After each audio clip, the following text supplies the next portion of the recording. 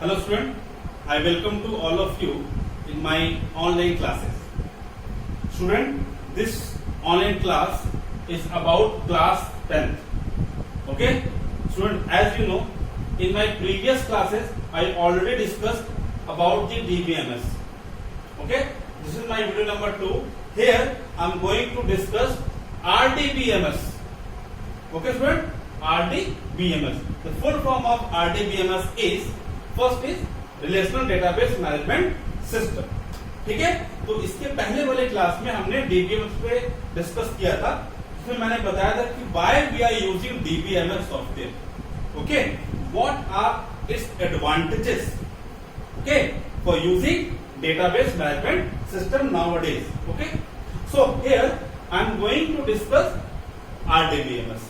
Okay, nowadays all the companies using what the RDBMS software. Okay, and all the RDBMS software follow the Dr. E.F. Codd 12 rule.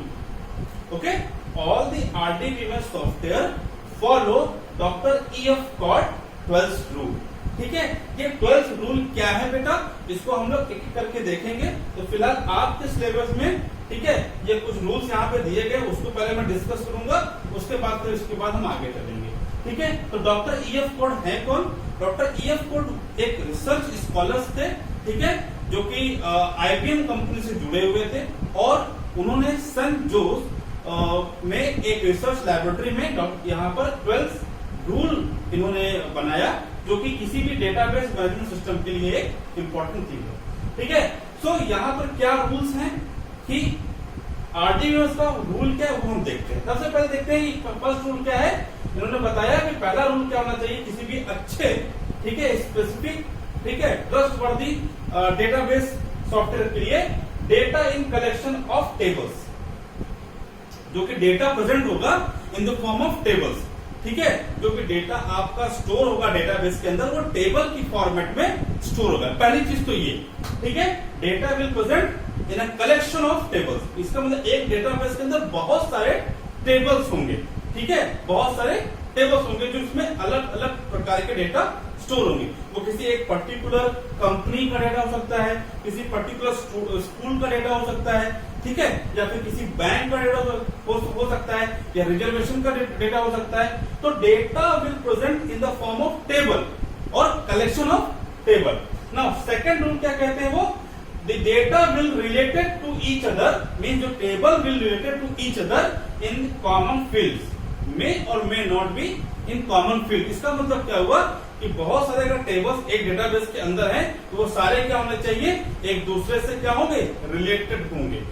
ठीक है, ताकि हम आसानी से data को access कर सके.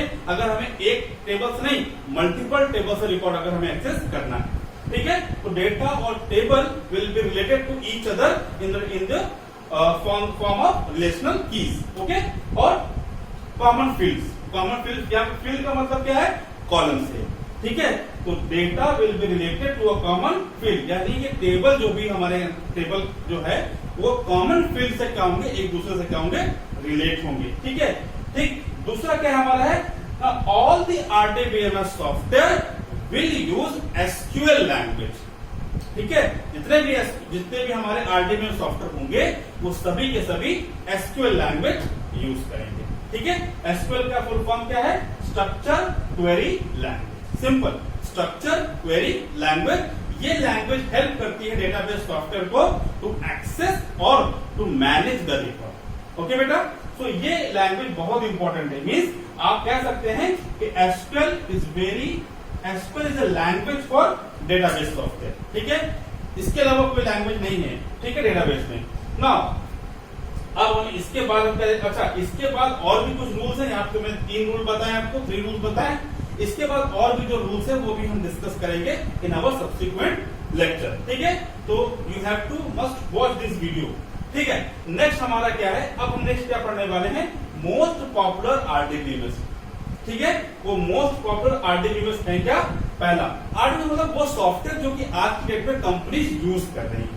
ठीक है, अपने डेटा को हैंडल करने के लिए लार्ज अमाउंट ऑफ डेटा को क्या करना है, हैंडल करना, लार्ज अमाउंट ऑफ डेटा को हैंडल करने के लिए जो companies different RDBMS software use कर रहे हैं। तो इसमें पहला जो सॉफ्टवेयर है वो क्या है, MS SQL सर्वर। मैंने यहाँ जो लिखा है, वैसे तो बहुत सारे सॉफ्टवेयर हैं, उसमें से कुछ जो पॉपुलर है वो है MS माइक्रोसॉफ्ट SQL सर्वर। यानी कि ये जो प्रोडक्ट है, ये जो आपका RDBMS है, ये एक प्रकार का क्या है, सॉफ्टवेयर है, ठीक है। उसको डेवलप किसने किया है, माइक्रोसॉफ्ट कंपनी, जिन्होंने विंडोज लॉन्च किया, विंडोज ऑपरेटिंग सिस्टम लॉन्च किया, उसी ने क्या किया, उन्होंने ही MS SQL server database software launch किया है, ठीक है। Most of the companies use MS SQL server if they are using Windows platform, okay. It's a highly recommended for the Windows application, okay, Windows application. Now next one is MySQL. MySQL again another RDBMS software. Mostly company are using for their handling data in the web application, ठीक है। जो कि freelance application development में है, वो mostly MySQL database use करते हैं। उसी के बाद जो नेक्स्ट जो नाम आता है वो है एक most popular database in the country और in the world, highly secure, highly recommended, that is Oracle, ठीक है। Oracle का नाम आपने सुना होगा, नहीं तो आप उसके वेबसाइट पे जाके देखिए, आप Oracle गूगल में जाके डाल के देखिए, आपको उसके बारे में सारी जानकारी मिलेगी, ठीक है। तो ये मोस्ट डिमांडिंग और मोस्ट रिकमेंडेड आपका डेटाबेस एप्लीकेशन सॉफ्टवेयर है, ठीक है। इसके बाद हमने क्या देखना है, फिर हमें DB2, ठीक है। DB2 ये IBM का है, यानी कि MySQL एंड Oracle आज Oracle कॉर्पोरेशन के अंडर में है। DB2 जो है वो आपका IBM कंपनी का है, IBM, ठीक है। IBM ने इसको लॉन्च किया था इन द फर्स्ट, ठीक, फर्स्ट आपका DB2 होता है। तो ये हमारे कुछ सॉफ्टवेयर हैं आपके चैप्टर्स में, यानी कि आपके सिलेबस में, आपके बुक में MS Access सॉफ्टवेयर आपको पढ़ना है, MS Access, ठीक है। MS Access भी आपका क्या है, डेटाबेस मैनेजमेंट सिस्टम है, ठीक है बेटा, डेटाबेस मैनेजमेंट सिस्टम, इसको भी आपको पढ़ना है। But it is not a database server, याद रखिएगा, it is not a database. बाकी हमारे क्या है, ये सर्वर पे वर्क करते हैं, लेकिन MS Access हमारा सर्वर पे वर्क नहीं करता। ये फाइल बेस्ड आपका क्या होता है, आपका डेटाबेस फाइल बेस्ड होता है, यानी कि इसकी एक फाइल क्रिएट होगी आपके सिस्टम पे और वहीं पे वर्क करेगा, या फिर किसी और जगह से, ठीक है, रिमोट लोकेशन से।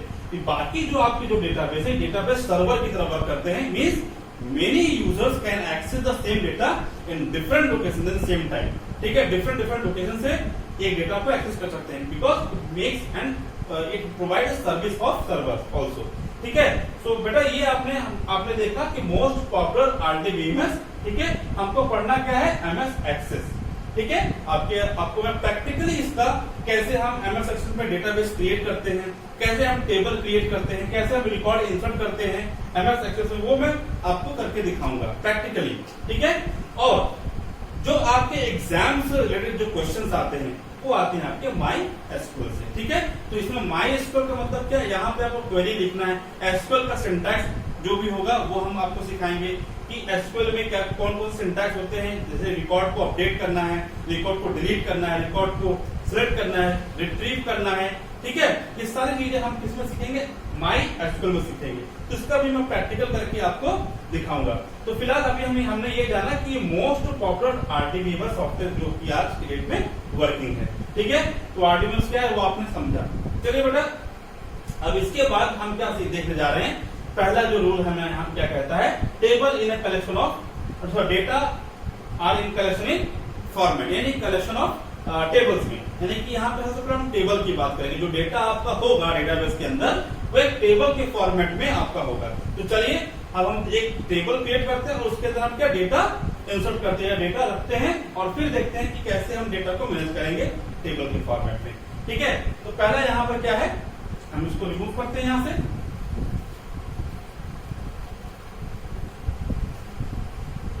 ठीक है। तो यहाँ पर हम मान के चलते हैं कि हमें एक एम्प्लॉय का डेटा स्टोर करना है, ठीक है। एम्प्लॉय का डेटा हमें स्टोर करना है। तो चलिए एक हमारा टेबल क्रिएट करते हैं। सबसे पहले हमने यहाँ पे क्या लिखा, हमने यहाँ पे कुछ टेबल के फॉर्मेट में, टेबल होता है क्या बेटा, table is a collection of rose and column. तो चलिए हम कुछ रिकॉर्ड यहाँ पर स्टोर कर लेते हैं। कैसे हम क्रिएट करेंगे टेबल को, चलिए हमने यहाँ पे क्या किया, हमने यहाँ पे एम्प्लॉय का डेटा यहाँ पे हमको स्टोर करना है, एम्प्लॉय। ठीक है, हमें यहाँ पे क्या करना है, एम्प्लॉय का डेटा स्टोर करना है। तो एम्प्लॉय के लिए हमने यहाँ पे क्या लिखा, एम्प्लॉय का आईडी, एम्प्लॉय का नेम, ठीक है, इसकी सैलरी लिख देते हैं, और यहाँ पे कुछ डेट ऑफ बर्थ या कॉन्टैक्ट नंबर कुछ भी लिखा जा सकता है। हमें एक तो सिंपल डेटा स्टोर करना है, तो हमने यहाँ पे सिंपल लिखा एज लिख दिया। ठीक है, अभी सिर्फ हम ये पढ़ना है कि कैसे हम डेटा को स्टोर करेंगे अपने डेटाबेस के अंदर। अब यहाँ पे देखिए, तो अब इस एम्प्लॉय हमारा क्या हो गया, इसको हम क्या बोलेंगे, एक टेबल बोलेंगे। ठीक है, इस टेबल के अंदर कितने कॉलम है, 4 कॉलम है, ID, employee ID, name, salary and age. ये हमारे 4 कॉलम है इस टेबल के अंदर, जो कि हमारे ये हमारा पहला जो रूल बताता है, कहता है। ठीक है, अब आईडी हमारी क्या हो सकती है, अच्छा आईडी हमने यहाँ पे 101, ठीक है, आईडी हमने क्या लिखा, हमने आईडी लिख दिया 101, ठीक है, फिर 102, 103 एंड 104, ये हमने आईडी यहाँ पे लिखी। अब यहाँ पे नेम क्या होगा, जो भी नेम होगा, सपोज अमित, रवि, अनिल एंड रानी, ये हमारे एम्प्लॉय के नाम हो गए। अब इनकी सैलरी लिख देते हैं 25K, के मीन्स 1000 में हम यहाँ पे, ठीक है, 16K, ठीक है, यहाँ पे 20K एंड 30K, राइट। इस तरह से हमने यहाँ पे एज लिख दिया, सपोज हम यहाँ पे 31, ठीक है, यहाँ पे 25, ठीक, यहाँ पे 30 लिख देते चलो, ठीक है, और यहाँ पे हमने लिख दिया सपोज 30। ये हमने एक टेबल क्रिएट की। ठीक है, आपको क्या करना है, डेटाबेस में सबसे पहले आपको क्या करना है, टेबल क्रिएट करना है। यस, क्योंकि आपको डेटा को स्टोर करना है, डेटा को स्टोर करने के लिए आपको एक मीडियम चाहिए, है ना, एक स्ट्रक्चर चाहिए जहां पे आप क्या करेंगे, डेटा को स्टोर करेंगे। तो डेटा को स्टोर करने के लिए आप क्या बनाएंगे, टेबल बनाएंगे। टेबल में क्या होंगे, आपके कॉलम्स होंगे, ठीक है, और उसके रिकॉर्ड्स होंगे। अब यहाँ पर जो डीबीएमएस में जो यहाँ पे जो वर्ड है, ठीक है, टेक्निकल वर्ड है, वो क्या होते हैं उसको समझते हैं। सबसे पहले तो यहाँ पर इनको क्या बोलते हैं, इनको बोलते हैं टपल्स। डीबीएस में जो टर्म है, डीबीएमएस में जो टर्म्स है, ये तो हमारा रिकॉर्ड हो गया। ठीक है, ये एक ब्लैंक रो है, ठीक है, एक ये ब्लैंक रो है, ठीक है, it is not a record. जब तक इसके अंदर डेटा नहीं होगा, रिकॉर्ड नहीं कहलाएगा। ठीक है, इट बिकम्स अ टपल्स। ठीक है, ये क्या हमारे यहाँ पे क्या टपल्स, इसको हम लोग टपल्स, TUPLES, ठीक है, टपल्स। ठीक है, तो हमारे यहाँ पे क्या होंगे, TUPLES, टपल्स। ठीक है, ये हमारे क्या होंगे सारे, ये टपल्स कहलाएंगे डीबीएमएस में। अब यहाँ पे जो ये हैं कॉलम्स, उनको क्या बोला जाएगा, उनको बोलेंगे एट्रीब्यूट, यानी कि ID, name, salary and age, इनको क्या बोलेंगे, एट्रीब्यूट। ये हमारे जितने भी हो गए एट्रीब्यूट्स हो गए। स्टेबल को क्या बोलेंगे, रिलेशन। ठीक है, स्टेबल को क्या बोलेंगे, रिलेशन बोलेंगे। तो या फिर हम इसको टेबल को ऑब्जेक्ट बोल सकते हैं, एंटिटी बोल सकते हैं। ठीक है, और ये इनके क्या हो गए, एट्रीब्यूट हो गए, आईडी, नेम, ये हमारे सब डेटाबेस के टर्म्स हैं, डीबीएमएस के टर्म्स हैं। ठीक है, तो जो भी रिकॉर्ड है उनको हम लोग टपल्स बोल सकते हैं। ठीक है, जो भी कॉलम है यानी जो रो है उनको टपल बोल सकते हैं, जो भी कॉलम उनको हम एट्रीब्यूट बोल सकते हैं। और ये हमारा क्या हो गया, एम्प्लॉय हमारा एंटिटी हो गया। ठीक है, जब एक ऑब्जेक्ट कह सकते हैं, इसको टेबल कह सकते हैं, इसको रिलेशन कह सकते हैं, अलग अलग टर्म्स हैं इसके।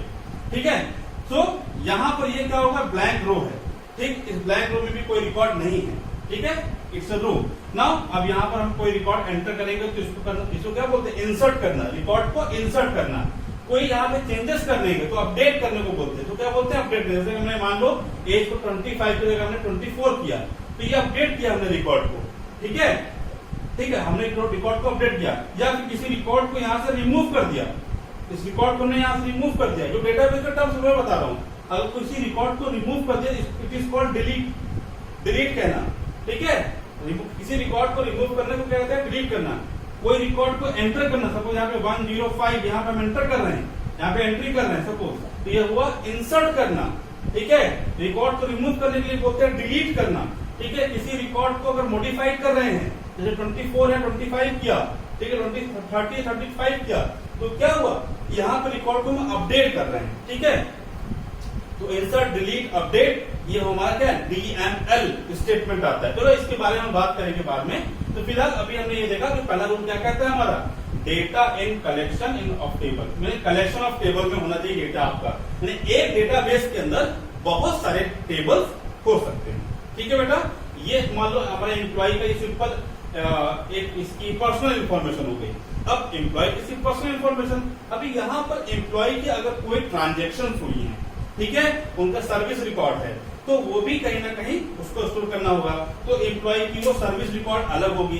तो हो सकता है कि एक डेटाबेस के अंदर एम्प्लॉय की डेटाबेस, मान लो कोई डेटाबेस है किसी कंपनी का हो गया, जैसे इन्फोसिस का हो गया, इन्फोसिस के अंदर बहुत सारे एम्प्लॉयज होंगे, एम्प्लॉयज बहुत सारे कैटेगरीज होंगे, जैसे HR के एम्प्लॉयज होंगे, ठीक है, हमारे अकाउंट के एम्प्लॉयज हो जाएंगे, IT के एम्प्लॉयज हो जाएंगे, एडमिन के हो जाएंगे, मार्केटिंग के हो जाएंगे, पब्लिक रिलेशन के एम्प्लॉयज हो जाएंगे। तो अलग अलग एम्प्लॉयज का अपना अलग अलग डेटा होगा और उन सभी डेटा के बीच में कोई क्या होगा, रिलेशन होगा।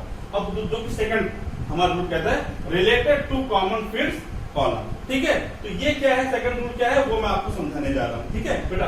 तो I hope you understand it. चलिए तो इसको हम क्या करते हैं, इसको हम रिमूव करते हैं पहले, ठीक है। ये हमारा, इसको हम रिमूव करते हैं। चलिए सेकंड हमारा क्या कहता है, कॉमन जो हमारा रूल है। अब मान लेते हैं ये सारे एम्प्लॉयज हैं, एक और टेबल हमारे पास है, उसका नाम है डिपार्टमेंट। ये डिपार्टमेंट टेबल है। अब डिपार्टमेंट टेबल के अंदर क्या क्या रिकॉर्ड होंगे वो हम देख लेते हैं, ठीक है। तो हमने यहां पे डिपार्टमेंट आईडी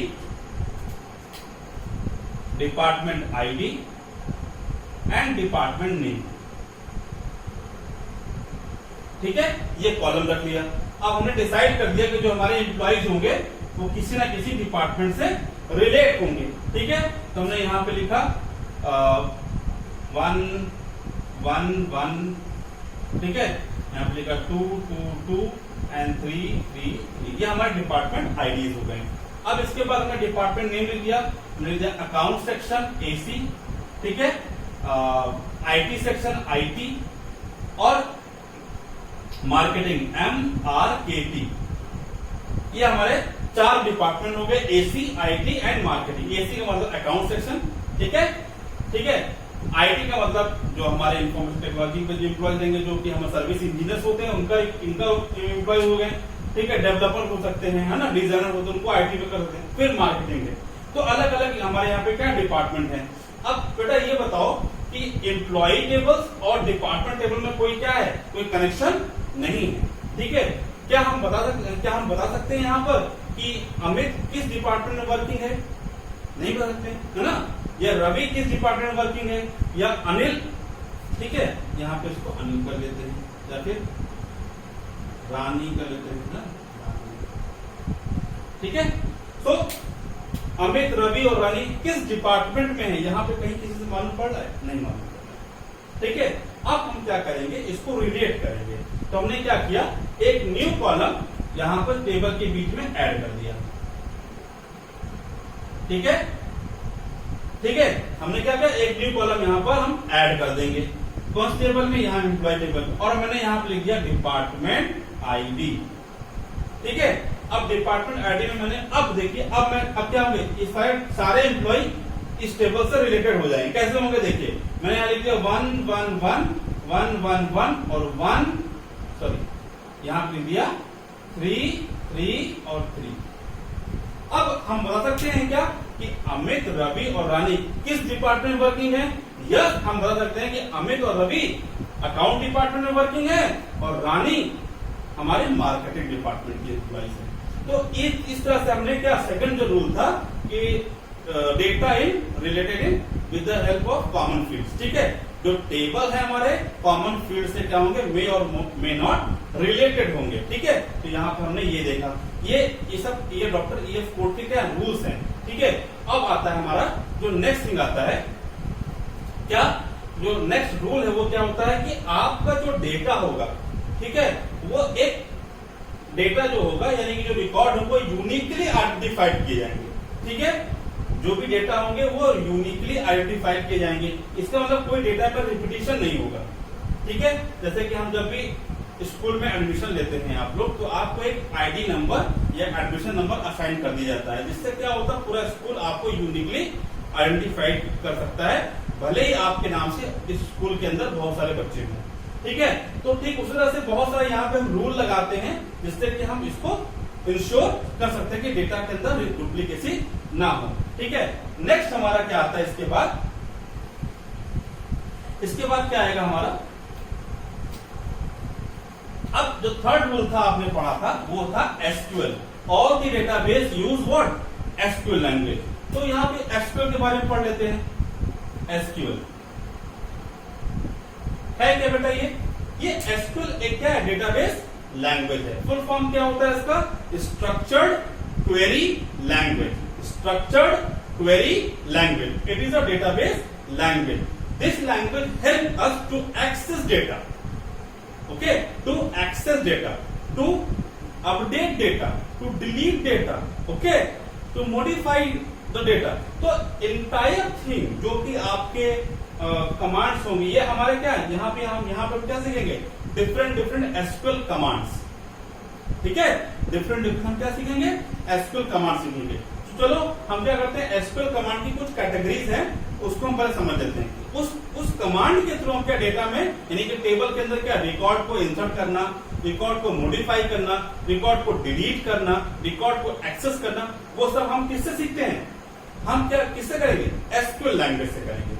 ठीक है, तो हम चलिए देखते हैं कि कैसे हम एसक्यूएल लैंग्वेज को कैटेगराइज कर सकते हैं। सबसे पहले हम क्या करेंगे? हमने यहां पे लिखा एसक्यूएल। एसक्यूएल को हम 3 लैंग्वेज में या 3 कैटेगरी में डिवाइड कर देते हैं फिलहाल के लिए। ठीक है, तो सबसे पहले जो हमारा यहां पे आएगा डीएमएल कमांड आएगा। ठीक है, तो एसक्यूएल से हम क्या लिखने वाले हैं? कमांड लिखने वाले। ठीक है, एसक्यूएल के लिए हम यहां पे इसको लिख देते हैं कमांड्स। एसक्यूएल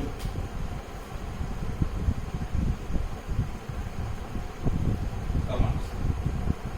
ठीक है, एसक्यूएल कमांड्स में कौन कौन से कमांड आएंगे? तो उसकी कुछ कैटेगरीज हैं।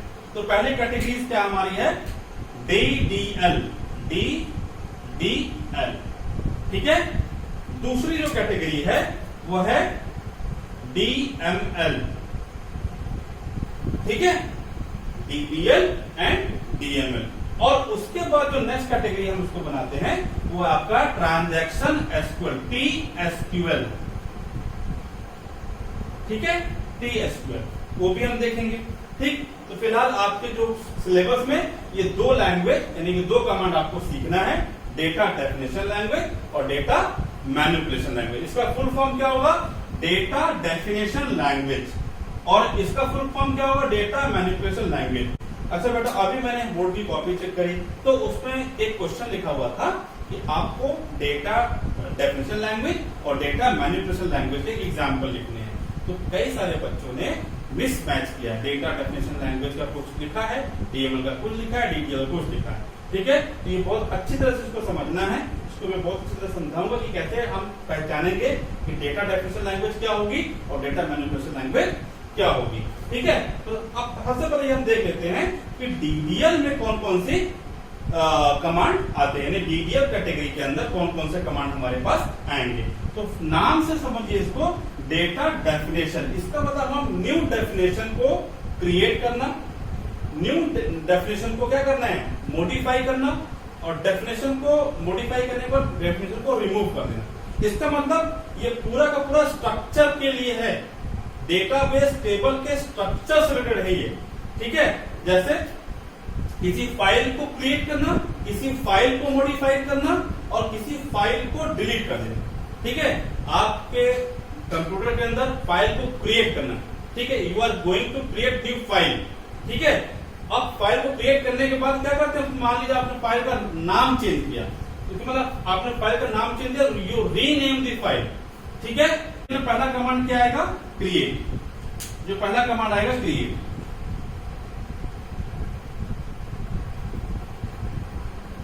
ठीक है, दूसरा कमांड क्या आएगा? ऑल्टर, और तीसरा कमांड क्या आएगा, ड्रॉप। बेटा ये तीन command data definition language categories के अंदर आते हैं, ठीक है। क्रिएट, ऑल्टर एंड ड्रॉप, ठीक है। Create, alter and drop. Create से क्या होगा, एक न्यू डेफिनेशन क्रिएट होगी डेटाबेस के अंदर, एक टेबल क्रिएट होगा, ठीक है। ऑल्टर से वो टेबल क्या होगा, टेबल यानी कि स्ट्रक्चर, टेबल का स्ट्रक्चर मान लो 4 कॉलम है तो 5 कॉलम हुए, 5 कॉलम है तो 2 कॉलम हमने डिलीट, कॉलम डिलीट करी, कॉलम ड्रॉप कर दिए तो ऑल्टर में आएगा। ड्रॉप का मतलब उस टेबल को रिमूव कर देना डेटाबेस से। ये स्ट्रक्चर्स रिलेटेड है, क्रिएट, ऑल्टर एंड ड्रॉप, ठीक है। थोड़ा डिटेल हो गया। अब नेक्स्ट हमारा आता है डीएमएल कमांड। डीएमएल कमांड में क्या आता है, डिलीट,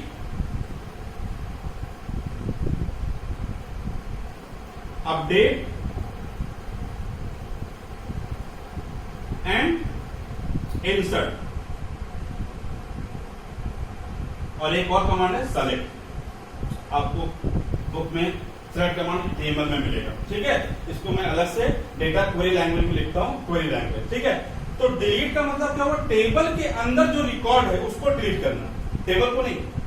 टेबल को डिलीट करने के लिए ड्रॉप, जो कि डिलीट स्टेटमेंट है। टेबल के अंदर जो रिकॉर्ड है, रिकॉर्ड को रिमूव करने के लिए हम क्या लिखते हैं, डिलीट। टेबल के अंदर जो मौजूद डेटा है उसको अगर हमें चेंजेस करना है तो अपडेट होगा। टेबल में एक न्यू रिकॉर्ड एंटर करना है तो हमारा इंसर्ट होगा, ठीक है। और अगर टेबल से डेटा को देखना है, रिट्रीव करना है, रिपोर्ट जनरेट करनी है, ठीक है। एम्प्लॉयज कितने एम्प्लॉयज हमारे जिसकी एज 30 प्लस है, ये हमारा एक रिक्वायरमेंट हुआ। इस तरह की अगर आपको रिक्वायरमेंट है तो हम क्या करेंगे, सेलेक्ट कमांड यूज करेंगे, ठीक है। तो ये हमारा फिलहाल डीडीएल और डीएमएल में, ठीक है। उसके बाद जो हमारे ट्रांजेक्शन को, जो आपके सिलेबस में नहीं है, जो 10th क्लास 10th के सिलेबस में नहीं है, वो क्या है, सबसे पहले हमने यहां पे लिखा रोल बैक, और क्या है, कमिट, ठीक है।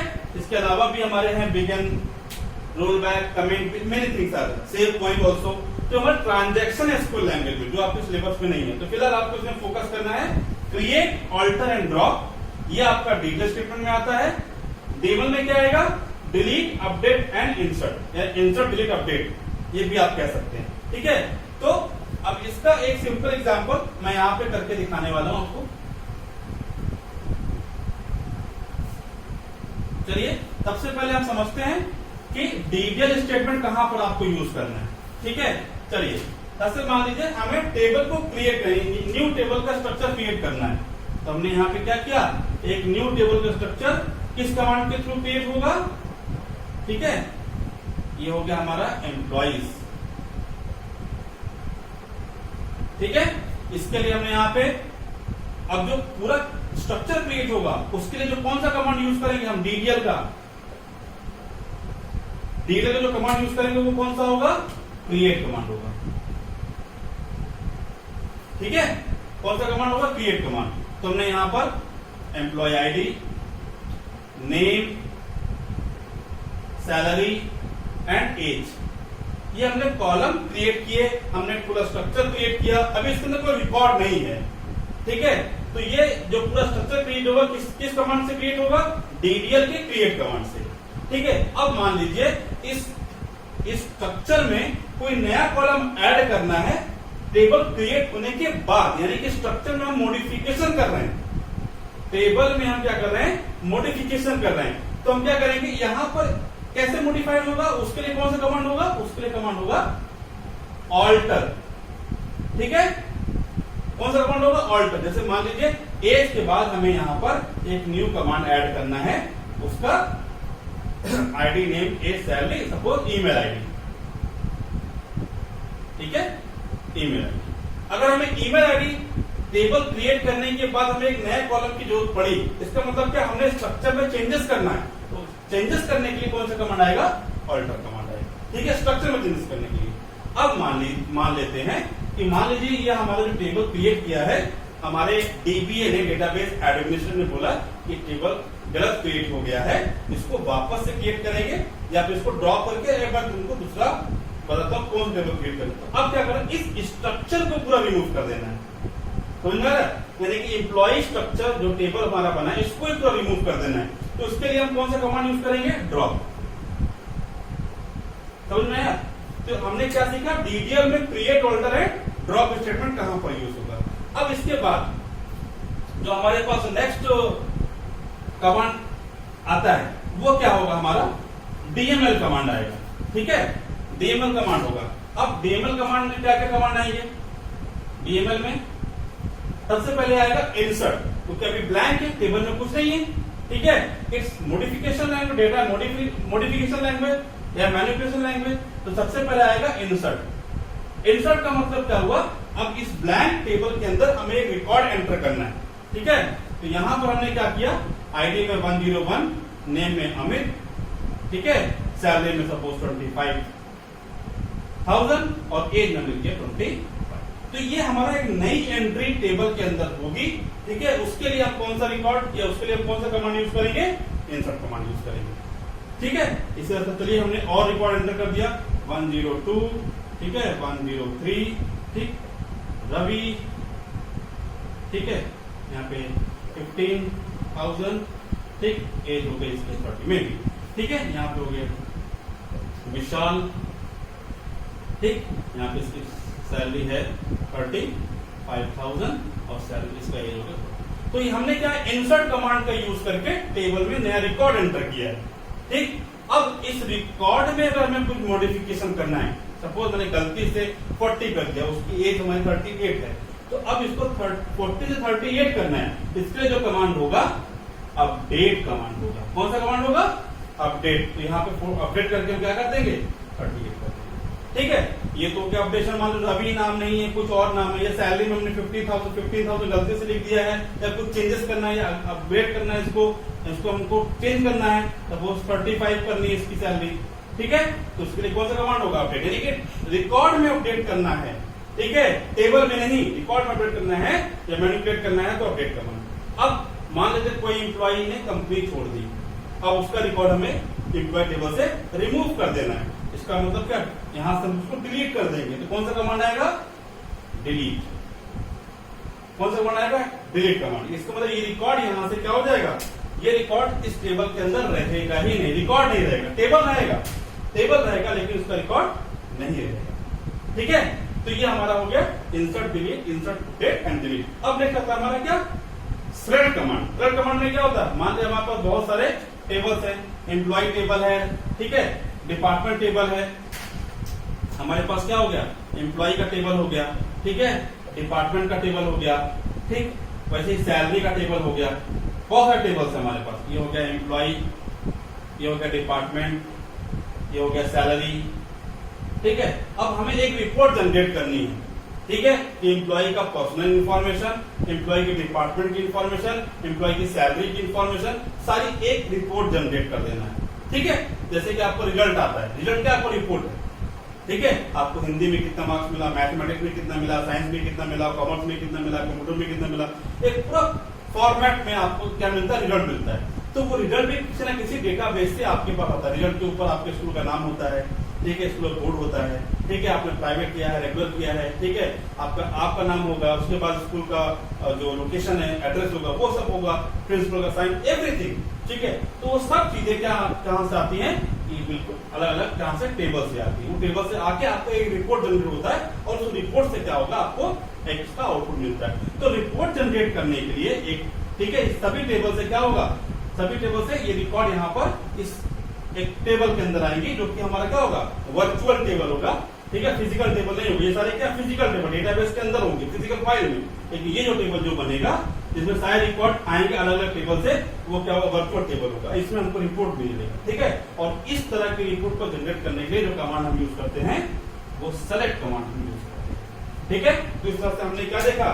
डीडीएल स्टेटमेंट देखा और डीएमएल स्टेटमेंट देखा। ठीक है बेटा, तो ये हमारा वीडियो, इस वीडियो में हमने ये चीजें सीखी। अब इसके बाद हमारा आता है क्लास वर्क एंड होमवर्क। तो क्लास वर्क के लिए आपको क्या करना है? आपको एम्प्लॉय का table you have to create first, create employ table, ठीक है।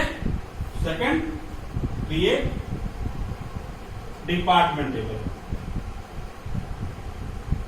ठीक है, ये दो टेबल आपको टेबल के फॉर्मेट में क्रिएट। हम मैं यहाँ पे कोड लिखने के लिए फिर लैंग्वेज लिखने के लिए बात नहीं कर रहा हूं, मैं सिर्फ एक टेबल का फॉर्मेट, जैसे कि इस तरह से आपको टेबल बनाना है, उसमें आपकी एम्प्लॉय की इंफॉर्मेशन होगी और फिर एक टेबल बनाना है जिसमें आपके डिपार्टमेंट की इंफॉर्मेशन। ये आपका क्लास वर्क हो गया बेटा। ठीक है, उसके बाद ठीक है, जो आपके ये तो हमारा हो गया क्लास वर्क का, ये हमारा क्लास वर्क हो गया। ठीक है, इसके बाद आपको क्या करना है होमवर्क के लिए। तो होमवर्क के लिए आपको आपके बुक में, ये आपकी बुक है, ठीक है, ये आपकी बुक है। इस बुक में आपको आपके एक्सरसाइज मिल जाएंगे। आपका जो पेज नंबर 90, ठीक है, वहां पे आपको आपका डेटाबेस मैनेजमेंट सिस्टम का जो चैप्टर है वो मिल जाएगा आपको, और उसके अंदर आपको एक्सरसाइज है, जो फर्स्ट एक्सरसाइज है वो आपको कंप्लीट करनी है। ये आपका होमवर्क है बेटा। तो I hope you understand the database, sorry RDBMS concept. ठीक है, we will see the next thing जो कि मैंने इसके पहले आपको डिस्कस किया है कि कैसे हम क्रिएट स्टेटमेंट लिखते हैं, क्रिएट टेबल स्टेटमेंट लिखेंगे। उससे पहले हम देखेंगे डिफरेंट टाइप ऑफ रूल्स, तो डेटाबेस के कौन से और रूल्स हैं जो आपको डॉक्टर EF कोड ने दिए हैं। ठीक है, एक एक्चुअल डेटाबेस को एक्सेस करने के लिए, जो एक रिकमेंडेड डेटाबेस को यूज करने के लिए जो रूल्स हैं वो हम देखेंगे। आज जो हमने 3 रूल देखा है, इसके बाद हम जो और रूल देखेंगे डेटाबेस को क्रिएट करने, टेबल को क्रिएट करने के लिए। ठीक है, वो कौन से इंपॉर्टेंट चीजें हैं। तो student, I wind up here. ठीक है, आई hope you understand. Thank you student for watching it.